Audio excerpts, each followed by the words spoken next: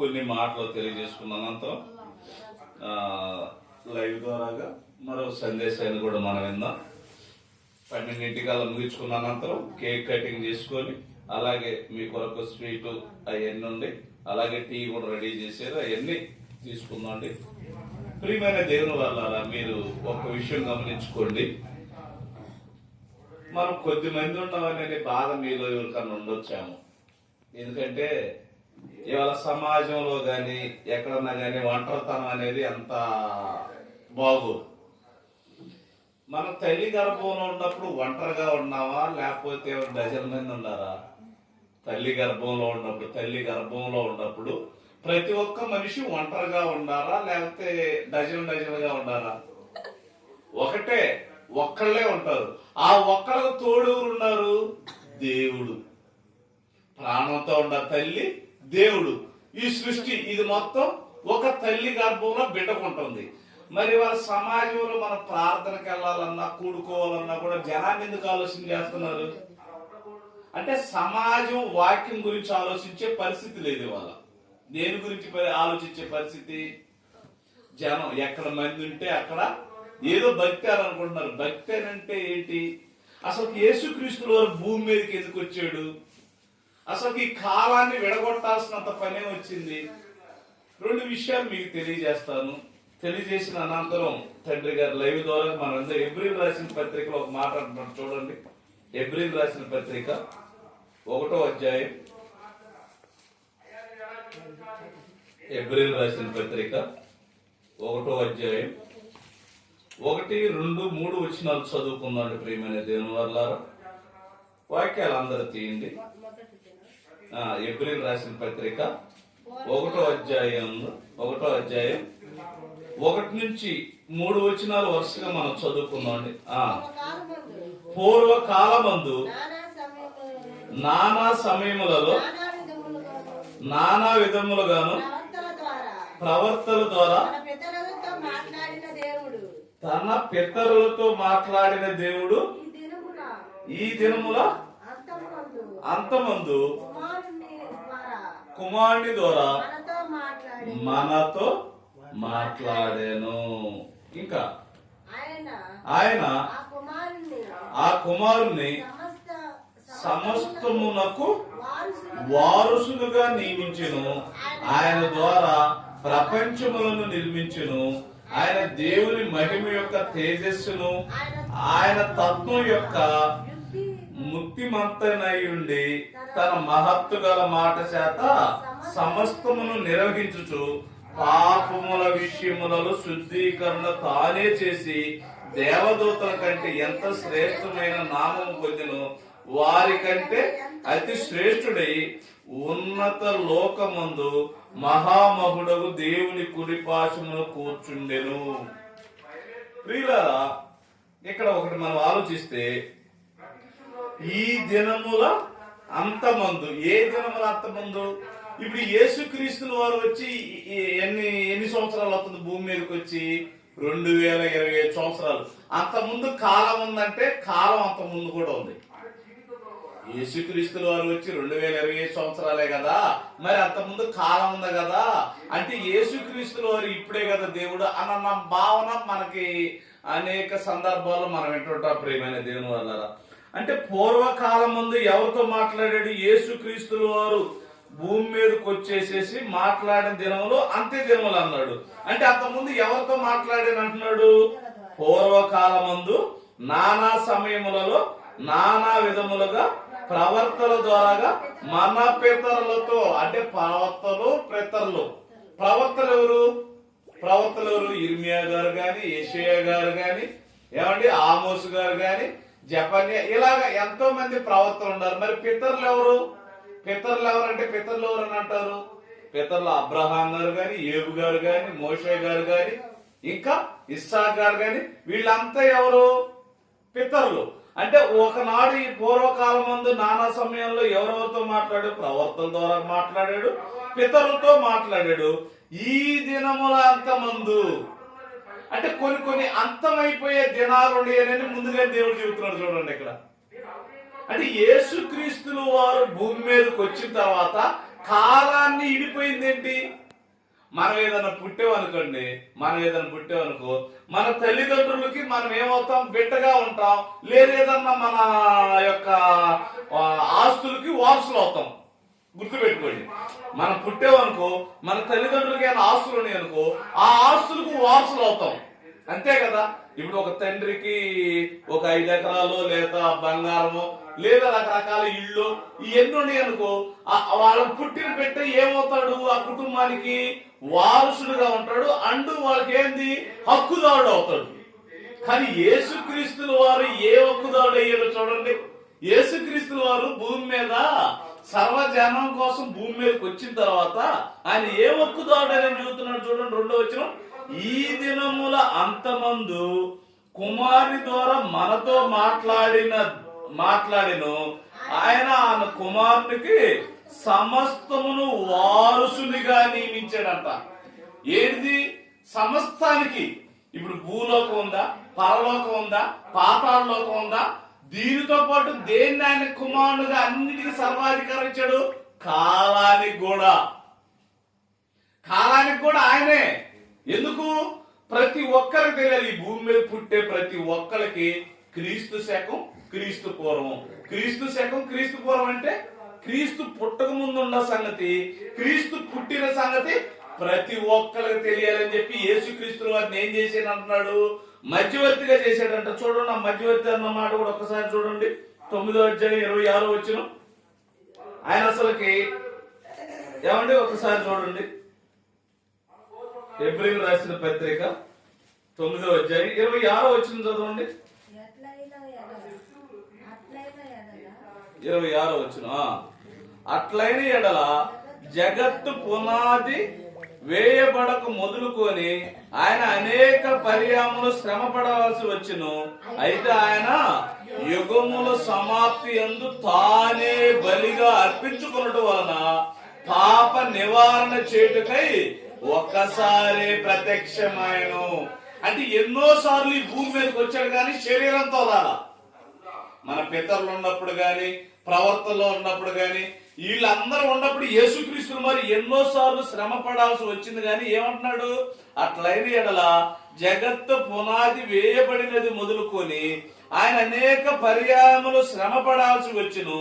అయితే ఆయన యుగముల సమాప్తి యందు తనకు తానే బలి అర్పించుకున్నట్టు వలన పాప నివారణ చేయుటకై ఒక్కసారి ఏమయ్యాడు? ప్రత్యక్షపరచబడిను. ఎట్లా ప్రత్యక్షపరచబడటం కూడా ఎట్లా అయ్యాడు? కాలానికి మధ్యవర్తి అయ్యాడు. ఆ మాట కూడా చూడండి ప్రియమైన దేవుని వాళ్ళారా. ఏమండి? ఆ మాట కూడా చూడండి ఒక్కసారి. హెబ్రీయులకు రాసిన పత్రిక ఏమండి 12వ అధ్యాయం 24వ వచనం చూడండి. ఇదే పత్రిక 12వ అధ్యాయం 24వ వచనం. ఏమంటున్నాడు ఇక్కడ చూడండి. కొత్త నిబంధనకు మధ్యవర్తి అయిన యేసునొద్దను హెబేలు కంటే మరి శ్రేష్టముగా పలుకు ప్రోక్షణ రక్తమునకు మీరు వచ్చి ఉన్నారు. అంటే ఇప్పుడు ప్రాత నిబంధన వచ్చేలేక మనకి ఏమి నేర్పుతుంది? హెబేలు గురించి ఇక్కడ మనకి ప్రస్తావన. అంటే కాలానికి కూడా మధ్యవర్తిగా యేసుక్రీస్తు వారు వచ్చాడు. ఆ మధ్యవర్తిగా యేసుక్రీస్తు వారు వచ్చేసేసి ఒక కొత్త నిబంధన చేశాడు. కాలం విడగొట్టడమే కాకుండా ఇప్పుడు క్రీస్తు పూర్వకాలం, క్రీస్తు శకం కాలం, ఈ 2 కాలానికి ఒక నిబంధన, కొత్త నిబంధన ఏర్పాటు చేశాడు అంటున్నాడు. ఏమి నిబంధన చేశాడు? కొత్త నిబంధన అంటే ఏమి నిబంధన? అది ఏమి నిబంధన అక్కడే చెబుతున్నాడు. ఏమైనా అంటున్నాడు చూడండి 24వ వచనం. కొత్త నిబంధనకు మధ్యవర్తి అయిన యేసునొద్దకును హెబేలు కంటే మరి శ్రేష్టముగా పలుకు ప్రోక్షణ రక్తమునకు మీరు వచ్చి ఉన్నారు. అంటే యేసుక్రీస్తుల వారు అంత్య దినాల్లో వచ్చినప్పుడు కాలం విభజింపబడింది. ఆ విభజింపబడిన కాలం నుంచి ఇప్పటి వరకు 2025 సంవత్సరాలు. ఈ 2025 సంవత్సరాలు ఆయన కొత్త నిబంధన ఏం చేశాడు? హెబేలు కంటే మరి ప్రోక్షణ పలుకు రక్తం. అంటే హెబేలు రక్తం ఏమంటుంది? ఒక్కసారి ఆది కాండానికి రండి. హెబేలు రక్తం ఏమంటుంది? యేసుక్రీస్తుల వారి రక్తం ఏమంటుంది అన్న విషయాన్ని కూడా మనం చూద్దాం. చూడండి ప్రియమైన దేవుని వల్ల హేబేలు రక్తం ఏమంటుందో చూడండి. 4వ అధ్యాయం. ఏమండి? 4వ అధ్యాయం 5వ వచనం నుంచి చదవండి, బాగుంటది. 5వ వచనం నుంచి చదవండి. కయ్యూనును అతని అర్పణను ఆయన లక్ష్య పెట్టలేదు కాబట్టి కయ్యూను మికిలి ఆగ్రహం వచ్చి అతడు తన ముఖం చిన్నబుచ్చుకొనగా యెహోవా కయ్యూనును చూసి, నీకు ఆగ్రహమేలా, ముఖం చిన్నబుచ్చుకొని ఉన్నావేమి? చూసారా, కొన్ని పనులు చేసేటప్పుడు మనం కొన్ని పనులు చేసేటప్పుడు తప్పు పనులు చేసినప్పుడు కొన్ని సార్లు తలంచుకుంటుంటారు. ఇక్కడ ఎవరు? కయ్యూను కూడా పొరపాటు చేశాడు. ఏం పొరపాటు చేశాడు చూడండి. ఏమంటున్నాడు? నీకు ఆగ్రహమేలా, ముఖం చిన్నబుచ్చుకొని ఉన్నావేమి? నీవు సత్క్రియలు చేసిన ఎడల సంతోషముగా నుండు కదా. చూసారా, సత్యం గురించేసేసి ఏమంటున్నాడు ఇక్కడ? ఏమంటున్నాడు? నీవు సత్క్రియలు చేసిన ఎడల సంతోషంగా నుండు కదా. సత్క్రియలు చేయని ఎడల వాకిట పాపం పొంచి ఉండును, నీ ఎడల దానికి వాంఛ కలుగునని నీవు దాన్ని ఏలుదు అని కయ్యూను తన తమ్ముడైన హేబేలుతో మాట్లాడిను. వారు పొలంలో ఉన్నప్పుడు కయ్యూను తన తమ్ముడైన హేబేలు మీద పడి అతను చంపేశాడంట. ఆ చంపేసిన తర్వాత యెహోవా నీ తమ్ముడైన హేబేలు ఎక్కడున్నాడని కయ్యూను అడగా, అతడు నేను ఎరగను, నా తమ్మునికి నేను కావలి వాడినా అన్ను. అప్పుడైనా నువ్వు చేసిన పని ఏమిటి? నీ తమ్ముని యొక్క రక్తం యొక్క స్వరము నేలలో నుండి మొరపెట్టుచున్నది. అంటే హేబేలు రక్తం ఏమంటుంది? మొరపెడుతుందంట. హేబేలు రక్తం మొరపెడుతుంది. ఏమని మొరపెడుతుంది? శిక్షించమంటుంది. మరి ఇంతకన్నా ప్రోక్షణ రక్తం అన్నాడు కదా. ఒకసారి దీన్ని హెబ్రీయులు రాసిన పత్రిక. ఏమండి? హెబ్రీయులు రాసిన పత్రిక ఒకసారి 12:24 ఒక మాట అంటున్నాడు కదా. హెబ్రీయులు రాసిన పత్రిక 12వ అధ్యాయం 24వ వచనం. కొత్త నిబంధన మధ్యవర్తి అయిన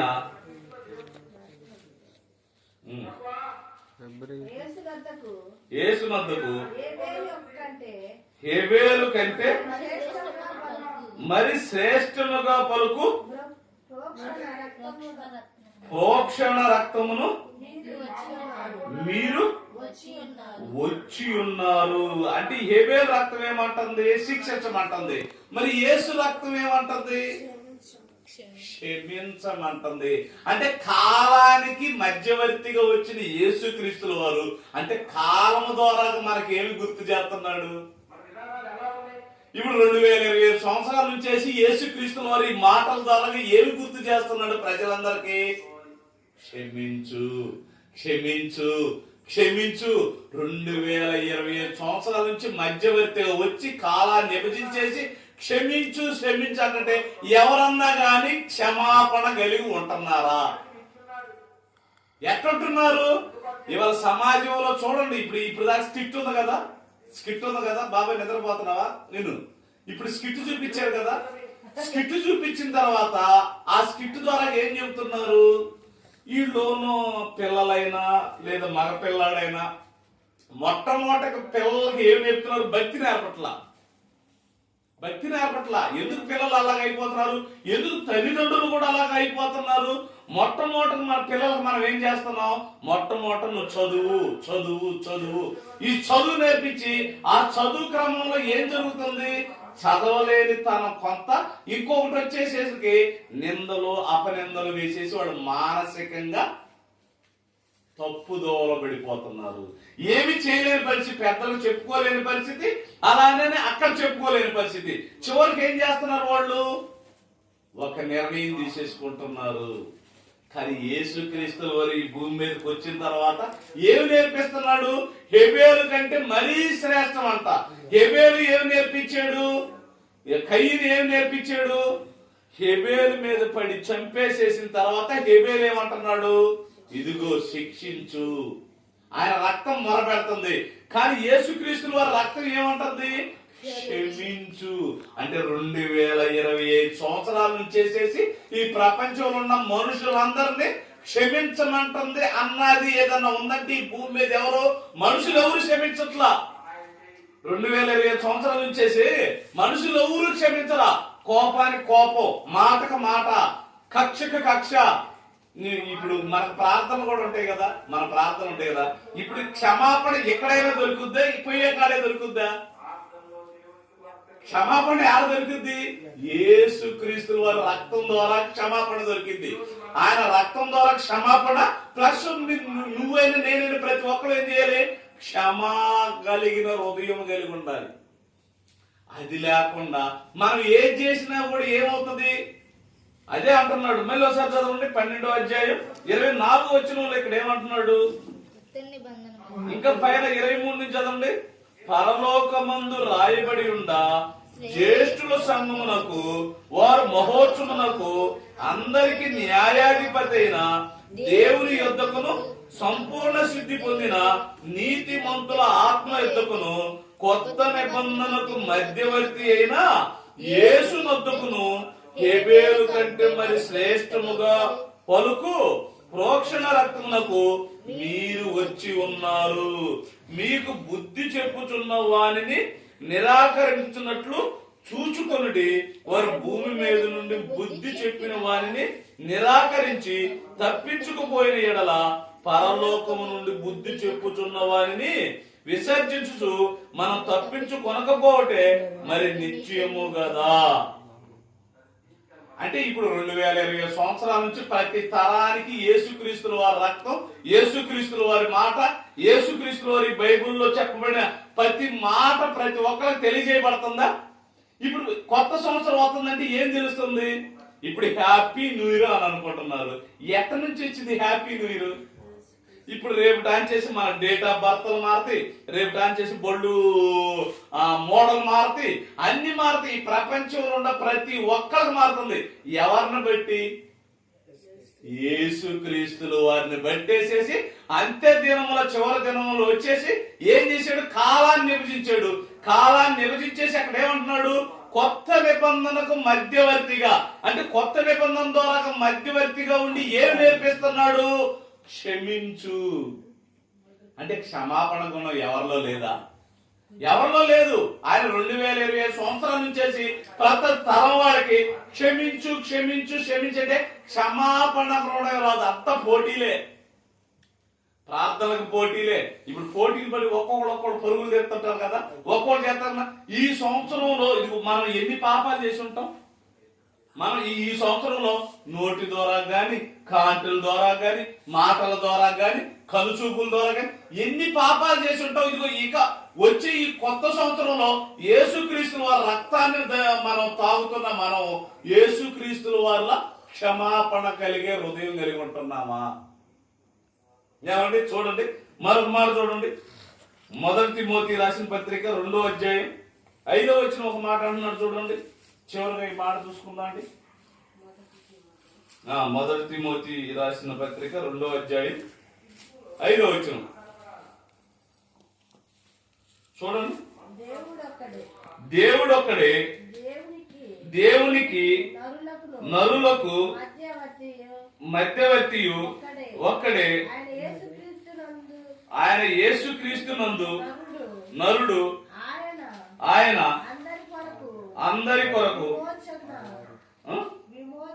విమోచన.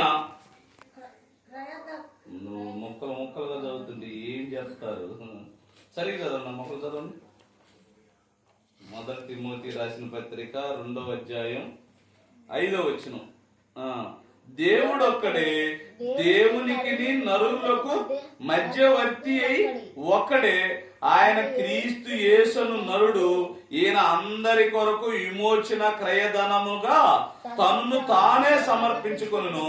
దీని గురించి సాక్ష్యం ఇచ్చుచు యుక్త కాలమందు ఇయ్యబడిను. ఈ సాక్ష్యం ఇచ్చుటకై నేను ప్రకటించువాడుగాను అపోస్తులుగాను విశ్వాస సత్యములలో విషయములో అన్ని జనులకు బోధకుడుగాను నియమించబడితిని. నేను సత్యమే చెప్పుచున్నాను, అబద్ధమాడటలేదు. పౌలు గారు ఏమంటున్నాడు అనుకుంటున్నా ఈ సందర్భాన్ని బట్టి? మీరు ఏమనుకుంటున్నారో, ఈ కాలానికి అంత్య దినముల యందు వచ్చి కాలాన్ని విభజించిన యేసుక్రీస్తుల వారు మీరు ఏమనుకుంటున్నారో, దేవుడు ఒక్కడే, దేవునికి నరుల మధ్యవర్తి ఒక్కడే ఆయన యేసుక్రీస్తుల వారు. ఆయన క్రీస్తు యేసును నరుడు, ఈయన అందరి కొరకు విమోచన. అంటే కొత్త నిబంధన ద్వారా ఏం చేశాడు? శిలువలో ఆయన రక్తాన్ని త్యాగం చేసి ఒక నిబంధన చేశాడు. మీరు పాపాలు చేయకూడదు. పాపాలు చేసిన ప్రతి ఒక్కరి కాల విభజనతో ఏమొచ్చింది? పాప క్షమాపణ, మారు మనసు వచ్చింది. పాపం చేయని పరిశుద్ధులుగా భూమి మీద బ్రతికే అవకాశం. ఇదిగో కొత్త నిబంధన యేసుక్రీస్తుల వారు భూమి మీద అంత్య దినముల మీద వచ్చిన తర్వాత పాప క్షమాపణ వచ్చింది, లేకపోతే రాదు. అంటే ప్రతి ఒక్కరు ఇది ఇవాళ తేదీ వేసుకుంటున్నా, లేదా ఇవాళ ఇప్పుడు 12 కాడి నుంచి 2026 వేసుకుంటున్నా కూడా ఏమి గుర్తుకు రావాలి? యేసుక్రీస్తు మధ్యవర్తిగా వచ్చేసి కాలానికి మనుషులకి క్షమాగుణాన్ని పెట్టాడని గుర్తు చేసుకోవాలి ప్రతి ఒక్కరు. ఎవరన్నా అట్లా గుర్తు చేసుకుంటారా? ఇది ఈ రేత్రి అంతా ఈ 1-2 గంటల సేపు ఏలినోడు గాని, ప్రపంచంలో ఉన్నవాడు గాని అంటారు, అయ్యా నా పాపాలు క్షమించి, అయ్యా నా పాపాలు క్షమించి అంటారు. ఉదయం నుంచి మొదలు పెడతారు. రేపు జనవరి 1 కనుక ఏం మాట్లాడరు పెద్దగా. రేపు జనవరి 1 కనుక ఎక్కువ అమ్మో ఇవాళ ఎంత దరిద్ర అనకూడదు. కానీ జనవరి 1 రోజు ఎలా ఉంటుంది అనుకుంటున్నా? ఇది ఇవాళ డబ్బులు ఇవ్వకూడదు, ఇది ఇవాళ డబ్బులు తీసుకోకూడదు, ఇవాళ నోటితో మాట్లాడకూడదు, ఇవాళ ఏమి చేయకూడదు అని అంటారు. తెల్లారి 2వ తారీఖు నుంచి చూడండి అన్ని చేసేది అయ్యే. చూడండి మనుషులు ఎలాగా అంటే వాళ్ళకంటూ కొన్ని నిబంధనలు వేసుకున్నారు తప్ప, యేసుక్రీస్తుల వారి రక్తంలో కడగబడ్డాం.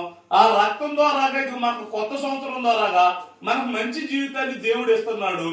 ఆ జీవితం ద్వారాగా క్షమాపణ కలిగిన ప్రోక్షణ రక్తంలో కడగబడిన మనం క్షమాపణ గుణం కలిగి ఉన్నామని కొత్త సంవత్సరం ఎవరికైనా గుర్తు చేస్తుందా? ఎవరికి అదేం గుర్తు చేయట్లా. చూడండి ఇంక కొద్దిసేపు అయిన తర్వాత బాంబులు వెళ్తారు, కేకులు కట్ చేసుకుంటారు, అన్ని చేస్తారు. కానీ తెల్లారి నుంచి వాడు బతుకంతా అది కూడా ఆనందమే. ఈ కేకులు కూడా కనిపెట్టాడో తెలియదు. ఇవన్నీ చెయ్యాల్సిన క్షమాపణ గుణం కలిగిన ఇది లేదు. గుంపులుగా వెళ్ళిపోవటం, మనుషులకు మధ్యలకి ఒకరికొకరికి విధి విధానాలు ఏంటి? పోటీతత్వం. ఇట్లాంటివన్నీ నేర్చుకొని చివరికి ఏమవుతున్నారు మనుషులు? దేవుడిచ్చిన ఆయుష్ కాలాన్ని, దేవుడిచ్చిన కాలాన్ని ఏం చేస్తున్నారు? పాడు చేస్తున్నారు. ప్రేమైన దేవుని వల్ల. చివరికి ఇంకొక మాట కూడా చూడండి. 1 పేతురు రాసిన పత్రిక 1వ అధ్యాయం. ఏమండి లైవ్ వస్తుందా? అయిపోయిందా? డాడీ లైవ్ వచ్చిందా? రాలేదు ఇంకా. సరే 2 మాటలు చూడండి. వచ్చిందా? రాలే వస్తున్నాను మాట్లాడుతున్నాడా? సరే ఓకే. ఈ ఒక్క మాట చూసేసి మనం నేర్చుకుందాం. 1 పేతురు రాసిన పత్రిక 1వ అధ్యాయం 20-21. 1 పేతురు రాసిన పత్రిక. ఆయన జగత్తు పునాది వేయబడక మునిపే నియమింపబడెను.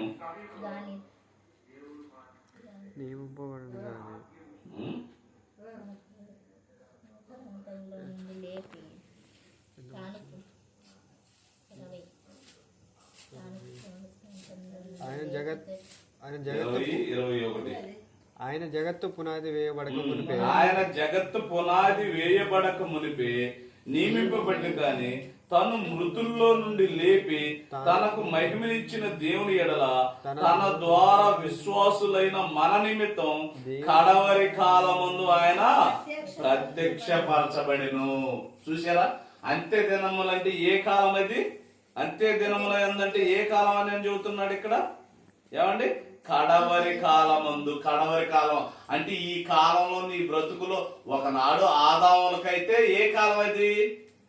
ఆ కాలంలో అయితే మళ్ళీ మనకి అవకాశం ఇచ్చాడు. కానీ ఇప్పుడు ఈ కాలంలో పుట్టే 2000 అప్పటి నుంచి పుట్టిన వారికి, యేసుక్రీస్తుల వారు పుట్టినప్పటి నుంచి పుట్టే వాళ్ళకి మళ్ళీ అంటూ ఏం లేదు. జీవితం ఉన్న జీవితంతోనే మనం ఏం చేయాలి? క్షమాపణ అంటే మారు మనసు పొందాలి. అంతకుముందు ఆదాము వాళ్ళు అయితే తప్పు చేశారు, పాపం చేశారు. పాపం చేసిన తర్వాత వాళ్ళకి క్షమాపణ కలిగే దానికి మరో కాలం దేవుడు ఇచ్చాడా? ఇచ్చాడు. ఏదైనా తోటల నుంచి ఏం చేశాడు? బయటికి పంపాడు. బయటికి పంపిన తర్వాత కొన్నాళ్ళ తర్వాత ఏం చేశాడు? మళ్ళీ యేసుక్రీస్తుల వారిని పంపాడు. యేసుక్రీస్తుల వారి ద్వారా శిలువ త్యాగం చేశాడు. ఇదంతా ఉంది. ఇప్పుడు నువ్వు పుట్టి ప్రతి ఒక్కరు డేట్ వేసుకుంటున్న ప్రతి ఒక్కరు, కాలాన్ని రాసుకుంటున్న ప్రతి ఒక్కరికి ఏం గుర్తు రావాలి? ఇదిగో ఈ జీవితంలోనే మనం మారు మనసు పొందాలి. మారు మనసు పొందిన మనం ఏం చేయాలి? ప్రతిరోజు ఏ పాపమును చేయకుండా, ఏ పొరపాటు చేయకుండా, ఒకరు చేసినా కూడా యేసుక్రీస్తుల వారి యొక్క సన్నిధిలో, మనం సమాజం కూడుకున్న సన్నిధిలో ఏం చేయాలి? ప్రార్థన చేసుకుంటూ, పాటలు పాడుకుంటూ ఆయన సన్నిధిని ఎల్లప్పుడూ మొరపెట్టుకోవాలి. పశ్చాత్తాప నిజంగా హృదయపూర్వకంగా మనం ఏం చేయాలి? దేవా, నా పాపాలు క్షమించు. తెలియక ఇదిగో పలానా తిరిగి తప్పులు మాట్లాడాను, ఇదిగో తెలియక పలానా తిరిగి ఇట్లా గొడవ పడ్డాను, ఇదిగో తెలియక కొన్ని విషయాల్లో సమాజంలో నేను తెలియక గబక్కని పొరపాట్లు చేశాను, వీటన్నిటిని దేవా క్షమించు. ఇక మీదట నేను తప్పు చేయకుండా, పాపాలు చేయకుండా నా జీవితాన్ని నేను ఇదిగో సరిదిద్దుకొని బ్రతుకుతానని ఒక నిర్ణయం తీసుకోవాలి ప్రేమ అనే దేవుని వల్ల. కనుక యేసుక్రీస్తుల వారు మధ్యవర్తిగా కొత్త నిబంధన ద్వారా మనకేమిచ్చాడు? కాలంతో పాటు మనకేమిచ్చాడు? మారు మనసు పొందే గొప్ప అవకాశాన్ని దేవుడు ఇచ్చాడు. అలాగ మన జీవితాన్ని మన ఈ యొక్క నూతన సంవత్సరంలో, ఇది ఈ సంవత్సరంలో తెలిసి తెలియక ఎన్నో పొరపాట్లు చేసి ఉంటాం, తెలిసి తెలియక దేవుని పనులు ఎన్నో చేయకుండా ఉండటం, తెలిసి తెలియక ప్రార్థన చేయకపోవటం గాని, పాటలు పాడలేకపోవడం గాని, వాక్యం చదువుకోవడం గాని, ఉదయం లేచి ప్రార్థన చేసుకోకపోవడం గాని, ఎన్నో దేవుడు చెప్పిన ఆజ్ఞను గైకొనటంలో నిర్లక్ష్యం వచ్చేసి భక్తిహీనతలో పడి ఉంటాం. కానీ కొత్త సంవత్సరంలో మనం చేయాల్సిన బైబిల్ చెప్పిన ప్రతి మాటను ఆధారంగా చేసుకొని మనం గొప్పగా బ్రతకాలని కోరుకుంటూ ఈ నా మాటలు ముగిస్తున్నా. ప్రార్థన చేసుకున్నాను. చిన్న ప్రార్థన చేసుకుని అన్నయ్య గారు మాట్లాడినాను. దయగలిగిన మా కన్న తండ్రి, మీ ఘనమైన నామను బట్టి వందనములు, స్తోత్రములు నాయన. ఇదిగో నాయన ఈ సంవత్సరం నాయన